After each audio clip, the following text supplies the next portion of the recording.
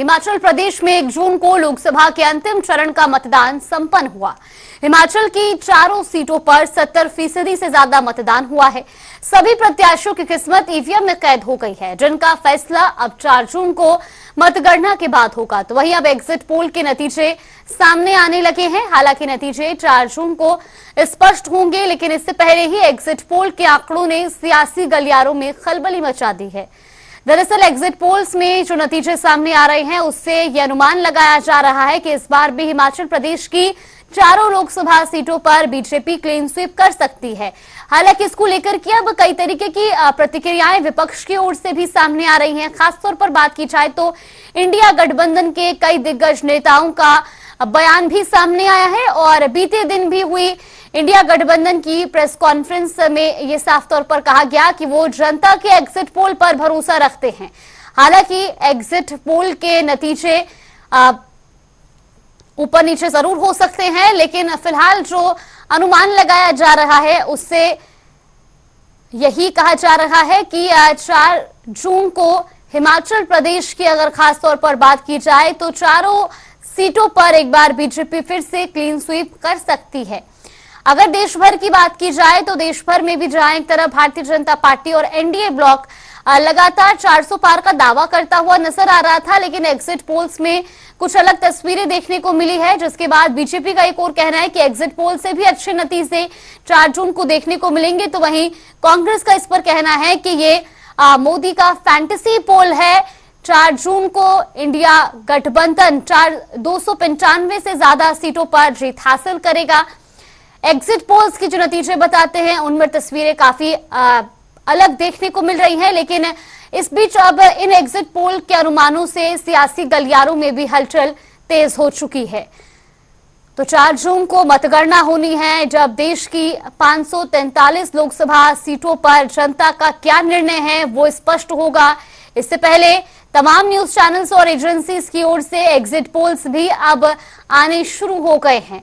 इन exit polls के साथ ही सियासी गलियारों में भी हलचल तेज हो चुकी है, जहां एक तरफ भारतीय जनता पार्टी और एनडीए ब्लॉक में उत्साह देखने को मिल रहा है, तो वहीं इंडिया गठबंधन इन एग्जिट पोल्स को साफ तौर पर मोदी पोल्स और मोदी फैंटेसी पोल्स करार दे रहा है।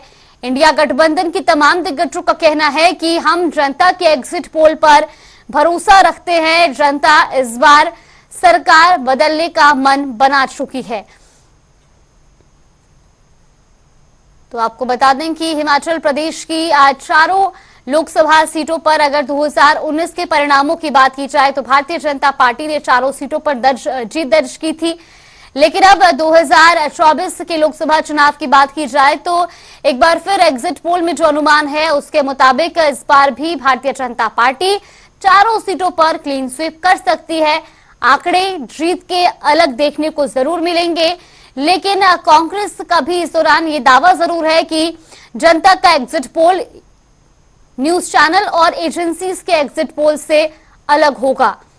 लेकिन एग्जिट पोल का इशारा किस ओर है, अब इस पर हर किसी की निगाहें बनी हुई हैं। 4 जून का हर किसी को बेसब्री से इंतजार, क्योंकि उस दिन जनता का क्या निर्णय है वो सार्वजनिक होगा। जनता का मत इस बार किसके साथ है ये स्पष्ट होगा, और किस सीट पर खास तौर पर कौन सी पार्टी को इस बार जनता संसद तक पहुंचाती है, ये भी काफी महत्वपूर्ण रहने वाला है।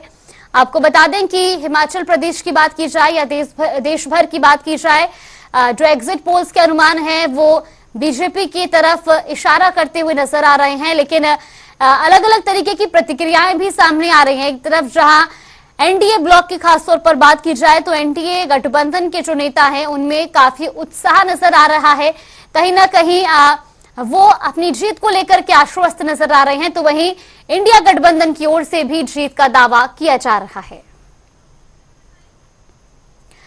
इसी खबर पर ज्यादा जानकारी के साथ हमारे सहयोगी रॉबिन शर्मा हमारे साथ जुड़े। रॉबिन, सबसे पहले आपसे जानना चाहेंगे, जिस तरीके से अब अलग अलग एजेंसीज के एग्जिट पोल सामने आने शुरू हो गए हैं, इसको लेकर के अब सियासी गलियारों में भी खलबली मच गई है।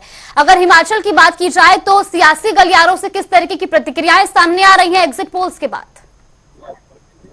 जी बिल्कुल, देखिए कल जो है मतदान पूरे 7वें चरण का समाप्त हुआ और उसके बाद से जो है लगातार एग्जिट पोल सामने आ रहे थे। और खास तौर ज्यादातर जो एग्जिट पोल है उनमें हिमाचल की जो 4 सीटें हैं वो एनडीए के खाते में जाती हुई नजर आ रही है, खासतौर पर भाजपा के लिए। और कुछ एग्जिट पोल में हालांकि 3-1 का आंकड़ा भी दिखा, लेकिन ज्यादातर एग्जिट पोल जो है वो 4-1 का यहाँ पर अनुमान जता रहे हैं। इसके अलावा यहाँ पर 6 विधानसभा सीटों पर भी उपचुनाव हुए हैं, हालांकि उनको लेकर ज्यादातर किसी अभी एग्जिट पोल सामने नहीं आए हैं, लेकिन वहां भी अलग अलग तरह की जो गणना है, अलग अलग तरह के जो आंकलन है वो यहाँ पर पॉलिटिकल एक्सपर्ट्स के द्वारा लगाए जा रहे हैं। तो निश्चित तौर पर क्योंकि यहाँ पर 4-0 की एक बार फिर से बात सामने आई है, तो निश्चित तौर पर दोनों पक्षों में, खासतौर पर भाजपा और कांग्रेस में अलग अलग प्रतिक्रियाएं खुलकर सामने आ रही हैं। खासतौर पर जितने भाजपा खेमे के लोग हैं वो इस जो एग्जिट पोल है इसका समर्थन करते हुए नजर आ रहे हैं। और खास तौर पर इन एग्जिट पोल को लेकर क्योंकि पहले भी जो भाजपा के लोग हैं ये बात कह रहे थे कि ये एक बार फिर यहाँ पर 4 में से 4 सीटें जो है वो बीजेपी के खाते में आने वाली है, तो निश्चित तौर पर उसका जो समर्थन है वो भाजपा के नेता करते हुए नजर आ रहे हैं। दूसरी ओर जो कांग्रेस के नेता है वो हालांकि अभी फिलहाल जो नतीजे आने वाले हैं 4 जून को उनका इंतजार करने की बात कह रहे हैं, क्योंकि ये एग्जिट पोल है, आंकड़े नहीं है, यानी कि नतीजे नहीं है। तो ऐसे में जो कांग्रेस के नेता है वो लगातार अभी नतीजों का इंतजार करने की बात कह रहे हैं और निश्चित तौर पर संभावनाएं जुटा रहे हैं कि शायद 1 से 2 सीटें तो कम से कम भाजपा यहाँ पर जो है कांग्रेस के खाते में आती हुई नजर आए। जी बिल्कुल रॉबिन, जिस तरीके से हम हिमाचल प्रदेश की बात करें, 2 महीने तक चुनावी शोरगुल देखने को मिला, बीते दिन मतदान हुआ, आप लगातार ग्राउंड जीरो पर इस दौरान रहे, जनता के बीच पहुंचे, प्रतिक्रियाएं भी उनकी ली। जो अभी अनुमान या जो आंकड़े हम देख पा रहे हैं एग्जिट पोल्स पर, क्या जो जनता की प्रतिक्रियाएं थी, उनका जो मन है, उससे मिलता जुलता ये आंकड़ा आप देख पा रहे हैं? जी देखिए, निश्चित तौर पर क्योंकि जो जनता की नब्ज है उसको टटोलना अब इतना आसान नहीं है। जो वोटर है बहुत साइलेंट है, लेकिन उसके बावजूद जिस तरह का शोरगुल या जिस तरह का प्रशंसा और इसके अलावा जिस तरह का विरोध यहाँ पर जनता में देखने को मिला, जिन बातों को लेकर भी, तो तमाम लोगों पर, तमाम चीजों पर जो है जनता खुलकर भी सामने आई है। तो ऐसे में जिस तरह से बीते दिनों क्योंकि 4 जी तरीके से एक के बाद एक बैक पर रैलियां की, लोगों को अपने पक्ष में वोट करने के लिए अपील की, तो निश्चित तौर पर यहाँ पर उसका असर भी देखने को मिला और लोग यहाँ पर अब किसके खेमे में वोट करते हुए नजर आए, इसकी एक झलक जो है एग्जिट पोल में जरूर दिखी है। लेकिन साफ तौर पर जनता ने किसको मैंडेट दिया है ये तो साफ 4 जून को होगा। लेकिन जहां तक जनता की नब्ज की बात है तो निश्चित तौर पर जनता के लिए कुछ बहुत सारे फैक्टर्स हैं जो काम हुए हैं। इसमें खास तौर पर नरेंद्र मोदी का चेहरा एक बार फिर से बड़ा फैक्टर यहाँ पे साबित होता हुआ नजर आ रहा है, खास तौर पर ये जो एग्जिट पोल है इनके मुताबिक। और निश्चित तौर पर नरेंद्र मोदी को लेकर एक पॉपुलैरिटी भी यहाँ के सामान्य लोगों में है। और इसके अलावा जो दूसरी बड़ी बात है वो है खासतौर पर जैसे कि हमीरपुर सीट है, इसके अलावा कांगड़ा सीट है। हमीरपुर सीट पे खासतौर पर क्योंकि अनुराग ठाकुर 5वीं बार वहां पर सांसदी का जो चुनावी मैदान में, तो निश्चित तौर पर उनकी एक अलग पॉपुलैरिटी थी।